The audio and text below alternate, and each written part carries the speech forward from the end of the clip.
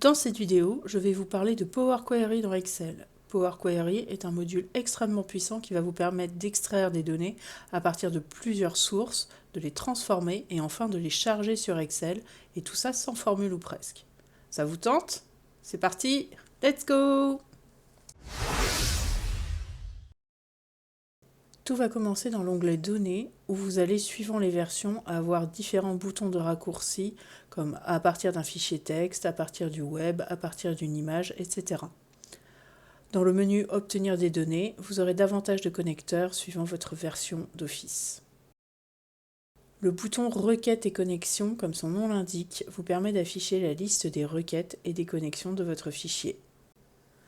Pour un premier exemple, prenons un fichier Excel que nous allons importer en cliquant sur « Obtenir des données à partir d'un fichier », puis à partir d'un classeur Excel. On parcourt l'ordinateur et on sélectionne le fichier. On arrive ensuite dans la partie Navigateur où il faut choisir les éléments du fichier à importer. Dans cet exemple, le fichier ne contient qu'une feuille, je vais donc la sélectionner.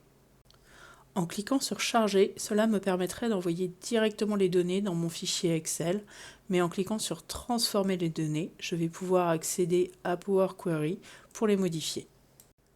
La fenêtre Power Query s'ouvre au-dessus de votre fichier Excel. Regardons de plus près son interface. À gauche se trouve la liste des requêtes présentes sur le fichier. Au centre, vous avez un aperçu des données importées. Juste au-dessus, vous avez la barre de formule correspondant à l'étape sélectionnée. Vous pouvez masquer cette barre de formule en vous rendant dans l'onglet Affichage et en décochant Barre de formule. À droite, le panneau Paramètres d'une requête affiche les différentes étapes appliquées à la requête sélectionnée. Le champ Nom permet de renommer la requête en cours. En haut, un ruban composé de 5 onglets « Fichier »,« Accueil »,« Transformer »,« Ajouter une colonne » et « Affichage ». C'est ici par exemple que vous pourrez afficher des statistiques de qualité de vos données ou en cliquant sur Éditeur avancé, vous pourrez également saisir des requêtes manuellement en utilisant le langage de programmation M. Vous pouvez remarquer une icône à gauche du nom de chaque colonne. Elle indique le type de données contenues dans cette colonne. Il est possible de modifier ce type en cliquant simplement sur l'icône et en choisissant dans la liste proposée. Revenons maintenant à la liste des étapes. En cliquant sur chacune d'elles, vous pouvez voir les changements qui ont été apportés au niveau de vos données. Vous pouvez également voir la formule correspondant à cette étape. Ce fichier contient la liste des commandes d'un magasin de bricolage pour le mois de novembre. Je souhaite afficher dans Excel seulement les commandes de tournevis et ajouter une colonne contenant le prix total pour chacune des lignes. Je m'assure de sélectionner la dernière étape avant d'aller choisir d'ajouter une colonne pour ne pas insérer une étape entre deux autres.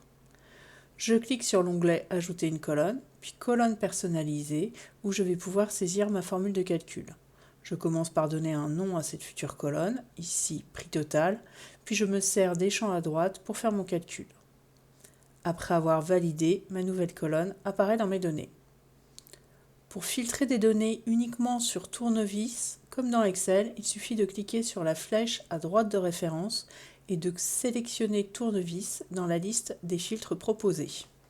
Il ne reste plus qu'à charger les données dans Excel en cliquant sur Accueil, Fermer et Charger. La feuille novembre est maintenant chargée dans Excel.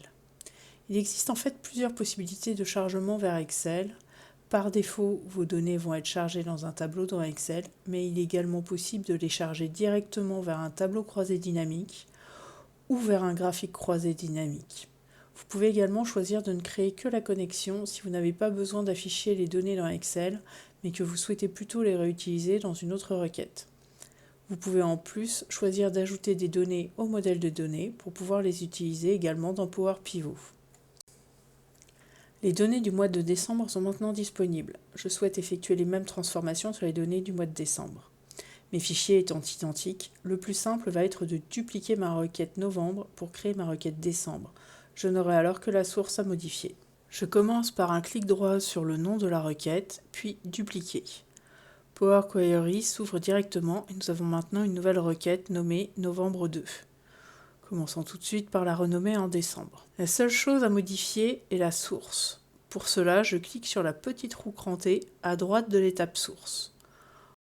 En cliquant sur Parcourir, il n'y a qu'à sélectionner le fichier décembre. Je clique sur la dernière étape pour vérifier qu'il n'y a pas de souci. Il s'agit bien des commandes de décembre. Chargeons les données. Et maintenant, que se passerait-il si les données étaient modifiées? Je modifie directement une des données du mois de décembre en remplaçant la quantité 1 par 5 sur la commande du 1er décembre. J'enregistre et je ferme mon fichier. Rien n'a changé dans mon tableau récapitulatif. Il faut l'actualiser en faisant un clic droit sur le tableau et en choisissant Actualiser ou en utilisant le bouton dans le ruban. Que se passerait-il maintenant si les noms de colonnes ne correspondaient pas? Dans mon fichier de décembre, je remplace la colonne date avec un D majuscule par date tout en minuscule. Le fichier ne peut pas s'actualiser et affiche un message d'erreur concernant le nom de la colonne date. Dans la requête, vous pouvez voir que les étapes impliquant cette colonne passent en erreur. Faites très attention, entre autres sur vos noms de colonnes, car Power Query est sensible à la casse. Après avoir remis les fichiers d'aplomb, je vais maintenant créer une nouvelle requête qui va me permettre d'ajouter les résultats de mes requêtes novembre et décembre. Dans l'onglet Données, je choisis Obtenir des données, puis Combiner des requêtes et enfin Ajouter. Dans la fenêtre qui s'ouvre, vous avez le choix entre combiner deux tables, qui sont en fait des requêtes, ou davantage. Ici, je n'ai que 2 mois, la première option suffit. Je choisis mes 2 tables et OK. Power Query s'ouvre avec une nouvelle requête qui vient d'être créée, nommée Ajouter 1. Je vais bien sûr la renommer par exemple en bilan et charger le résultat dans Excel. Ma feuille bilan contient bien l'ensemble des ventes de tournevis des mois de novembre et décembre. Ce sera tout pour cette vidéo. Dans les prochaines, je vous montrerai comment importer des données à partir d'un dossier, comment appliquer des transformations plus ou moins complexes à vos données et même comment créer une requête paramétrée. Comme d'habitude, n'hésitez pas à poser des questions dans les commentaires et je vous dis à bientôt.